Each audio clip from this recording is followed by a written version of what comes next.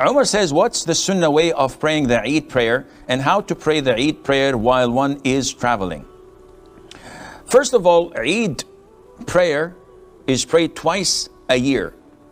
In the Eid of Al-Fitr, which comes at the end of the month of Ramadan, and in Eid Al-Hajj, which is on the 10th of the 12th month of the lunar year, the month of Dhul Hijjah. And the format of this prayer is the same. Is it mandatory?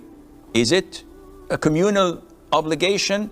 Is it a highly recommended sunnah? It's an issue of dispute among scholars. The most authentic opinion is that it is mandatory upon men and it is highly recommended for women. The format is that the Muslims go to an open ground known as Al-Musalla. It's an open plaza, open piece of land. Usually it's outside the skirts of the city or the town. And this is what the Prophet used to do, alayhi salatu wasalam. Therefore, praying it in masjids is not the right thing to do. So many Muslims all over the world pray it inside the masjid. But this is not the sunnah of the Prophet, alayhi salatu wasalam. We know that praying in the masjid of Medina is equivalent to 1,000 prayers. Yet, the Prophet ﷺ did never pray the Eid in his masjid. He used to take the congregation to Al-Musalla and they would pray in the open area, under the open sky. And the way to do this is to offer 2 rak'ahs, like normal rak'ahs. But the only difference is that in the first rak'ah, he offers 7 takbirs.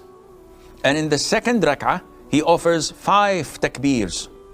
And the difference of opinion whether the 7 takbirs are included with takbiratul ihram or excluded.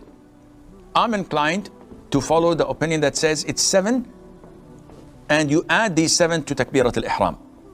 And this is done like so. You say Allahu Akbar. You read Du'a ul-Istiftah, which is Sana as they call it in Urdu. And then you make 7 takbirs. Allahu Akbar, Allahu Akbar. And the most authentic opinion that you raise your hands with every takbir. And after you finish the 7th one, you say A'udhu billahi minash shaitanir rajeem, Bismillahir Rahmanir Rahim, and you read the Fatiha and Surah Al-A'la, Sabbih isma rabbika al-A'la afterwards. This is one of the surahs prescribed.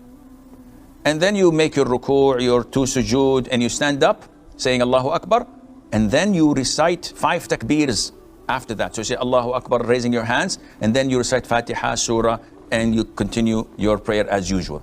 After the Imam finishes the prayer, he goes and delivers 1 speech. And this is an issue of dispute.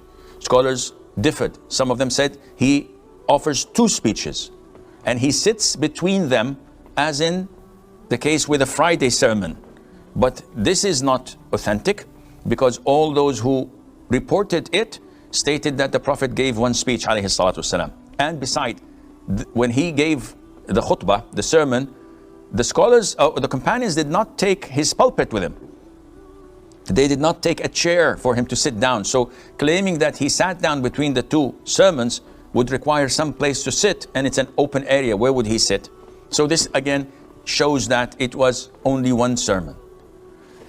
And after that, at the end of it, he would address the women and encourage them to give charity, either by going there physically, or nowadays, because we have the loudspeakers, one can do that in the same sermon, and Allah Azza wa Jal knows best. As for praying it while traveling, it is recommended for a traveler to pray it, but it is not mandatory, as congregation prayer for him is not mandatory as well.